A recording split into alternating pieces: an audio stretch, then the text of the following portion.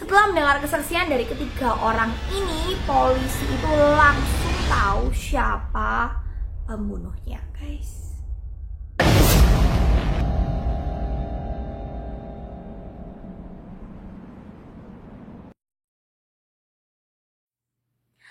Halo guys, ketemu lagi sama aku Eva di channelku Eva Sanbe. Thank you banget udah klik video ini. Dan untuk kalian nih yang tertarik sama kasus-kasus misteri atau kriminal nih, jangan lupa untuk klik subscribe channel aku Eva Sanbe. Dan juga klik lonceng supaya kalian dapat notifikasi kalau aku upload video setiap hari Jumat. Thank you guys. Di video kali ini nih, kita bakal ngelakuin sesuatu yang fun guys. Jadi kali ini kita akan menebak siapa pembunuh dari kasus-kasus yang aku ceritain ini.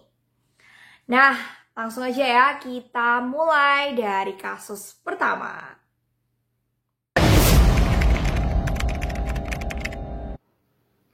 Kasus pembunuhan pertama ini terjadi di sebuah rumah. Pada hari Rabu pukul 6 malam, pembantu dari rumah itu lagi nyapu-nyapu guys. Waktu dia bersih-bersih nih ya rumah itu, pembantu ini kaget banget karena dia menemukan kalau majikannya yang bernama Josh itu meninggal di rumah itu.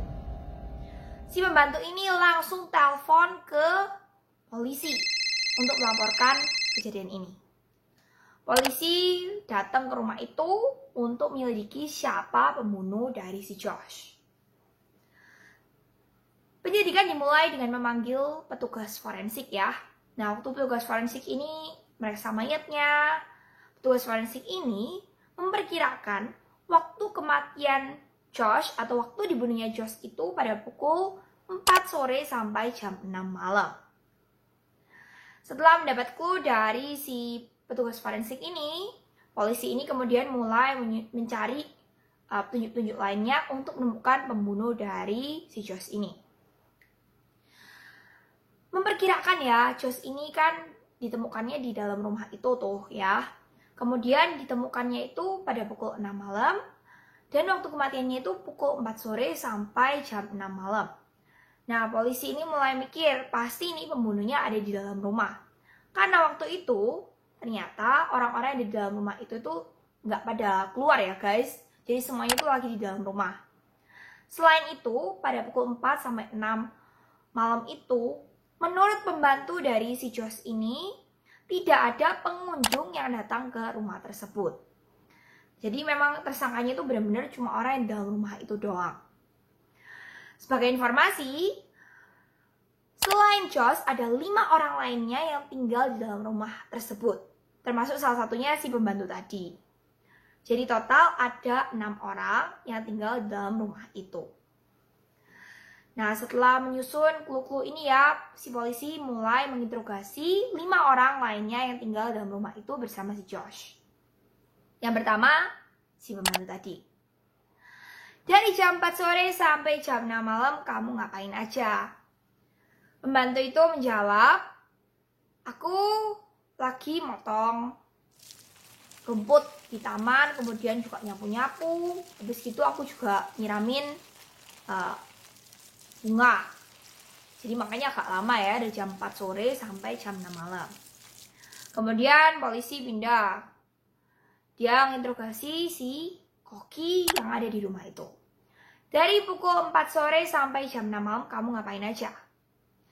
Koki pun menjawab, aku lagi masak. Nih, yang kamu lihat ya, ini aku lagi masak ini nih, rawon soto untuk makan malam dari keluarga ini. Karena setengah 7 malam, keluarga ini harus makan malam. Dan memang karena masakannya banyak, makanya dia masaknya 2 jam ya guys, lama banget. Setelah koki, si polisi kemudian menginterogasi orang ketiga yang ada di rumah itu, yaitu istri dari si Josh. Waktu ditanyain, kamu lagi ngapain? Waktu pukul 4 sore sampai 6 malam. Istri Josh ini menjawab kalau dia lagi nonton drama. Dari jam 4 sampai jam 6 itu. Kemudian polisi masih belum sreg nih. Nah, orang keempat ya di rumah itu tanyain juga, diinterogasi lagi. Orang keempat yang di rumah itu adalah tante dari si Josh. "Tante, kamu dari jam 4 sore sampai jam 6 malam ngapain aja?" Tante itu pun menjawab, "Dari pukul 4 sore sampai jam 6 malam nih, aku itu lagi main catur di kamarku sama kakakku." Nah, itu catur yang bener-bener catur tuh ya guys, tek-tek gitu loh ya. Nah, setelah menginterogasi 4 orang ini, si polisi juga mencoba menginterogasi orang kelima. Orang kelima di rumah itu tuh adalah kakek dari si Josh. Nah, kakek dari si Josh ini sendiri itu umurnya udah 80 tahun guys, udah tua banget. Dan selain itu kakeknya ini itu duduk di kursi roda ya. Jadi kakeknya ini nggak bisa jalan. Dan melihat kakek Josh yang nggak bisa jalan, polisi memperkirakan kayaknya nggak mungkin kakeknya Josh yang membunuh si Josh ini. Karena dia udah tua banget, kayak gitu. Akhirnya setelah mendengar kesaksian dari 5 orang tersebut, polisi ini mulai berpikir mengenai siapa pembunuhnya. Dan si polisi ini langsung menemukan siapa pembunuhnya setelah mendengar kesaksian dari salah satu tersangka dari 5 orang ini.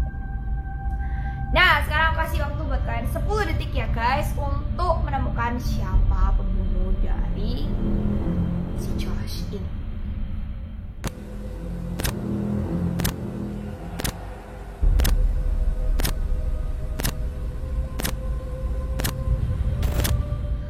Oke guys, buat kalian yang tahu siapa pembunuhnya bisa komen langsung di bawah ya guys.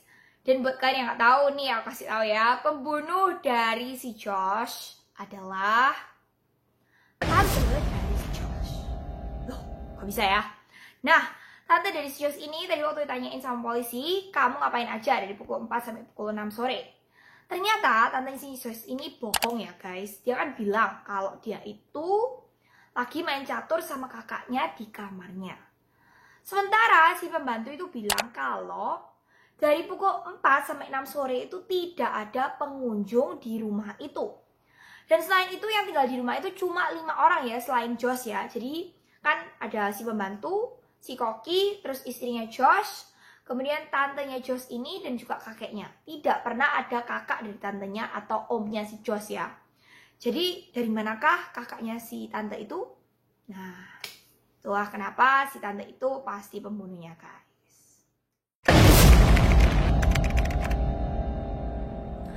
Kasus kedua ini juga gak kalah menarik ya guys. Jadi kasus kedua ini buat kalian yang tahu nih siapa pembunuhnya, jangan lupa untuk komen di bawah guys.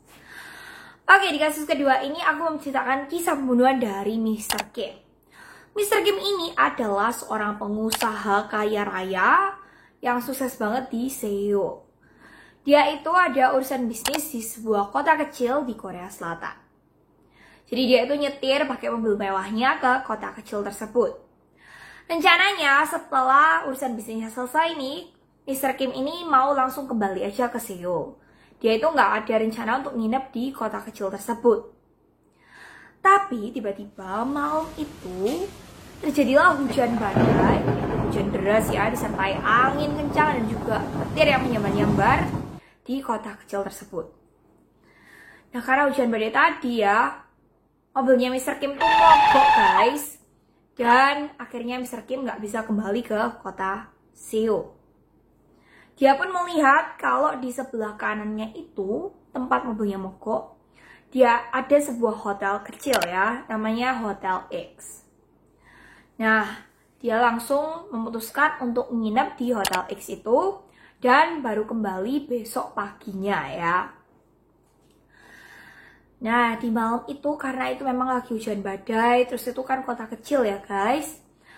Di hotel itu hanya ada Mr. Kim yang tinggal di sana. Jadi tidak ada tamu selain Mr. Kim ini guys. Mr. Kim pun menikmati kamar yang sudah disediakan di hotel itu. Keesokan paginya nih, petugas kebersihan dari hotel tersebut menemukan kalau Mr. Kim itu sudah tidak bernyawa di kamarnya dalam kondisi bersimbah darah guys. Jadi Mr. Kim itu udah meninggal karena dipukul di bagian kepalanya sini. Jadi dari kepalanya sini keluar darah banyak banget ya di lantai kamarnya itu. langsung si petugas kebersihan ini menelpon polisi untuk melaporkan kejadian ini.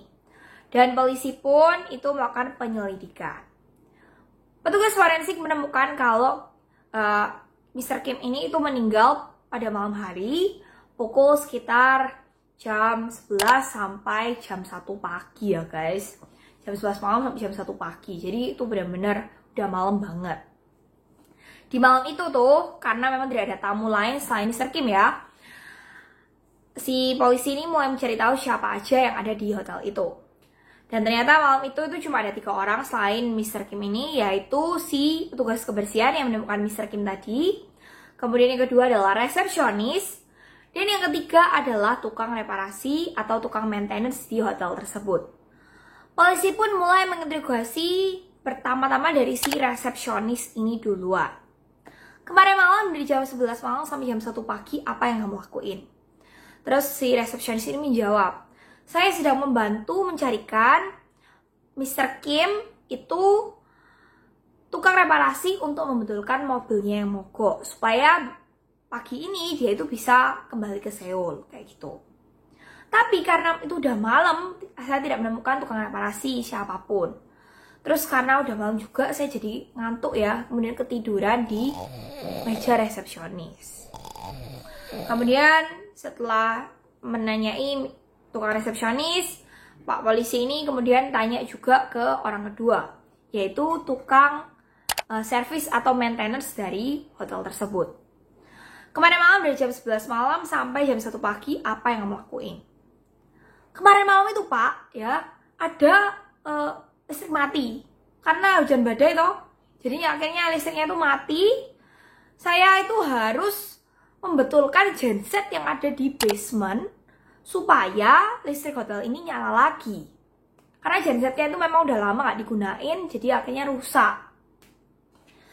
Nah, jadi kemarin malam itu saya itu ada di basement semalaman gitu.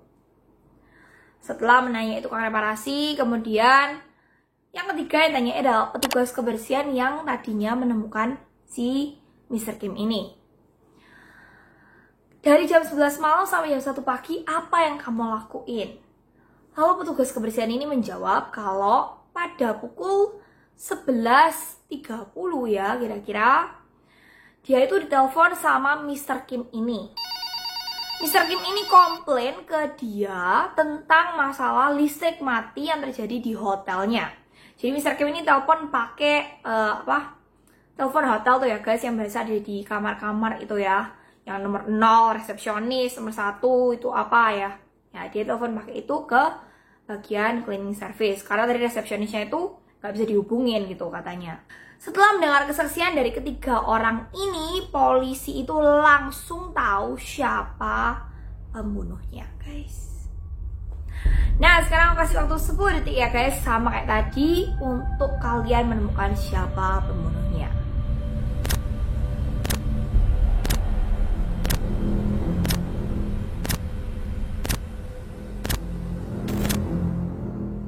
Oke guys, jadi pembunuh dari Mr. Kim ini adalah si petugas kebersihan itu guys. Nah, petugas kebersihannya sendiri udah bilang ya guys kalau listriknya itu mati. Nah, kalau listrik mati tuh gimana caranya telepon tuh bisa nyala ya? Telepon tuh juga pakai listrik gimana ya. Jadi kalau listrik mati otomatis telepon hotel itu nggak bisa nyala, apalagi Mr. Kim ini sampai telepon ke dia ya, itu nggak mungkin banget. Jadi otomatis si petugas kebersihan inilah yang berbohong guys. Dan ternyata petugas kebersihan ini motifnya itu adalah dia itu menginginkan uang dari Mr. Kim ini. Makanya dia membunuh Mr. Kim. Oke guys, jadi hari ini kuisnya sampai di sini aja. Buat kalian yang suka sama kuis-kuis mengenai kasus kriminal kali ini, jangan lupa untuk klik like untuk video ini. Dan juga klik subscribe. Dan juga klik lonceng ya, supaya kalian dapat notifikasi kalau ada updatean video terbaru dari aku tiap hari Jumat. Thank you guys, sampai jumpa kembali di video-video berikutnya. Bye-bye.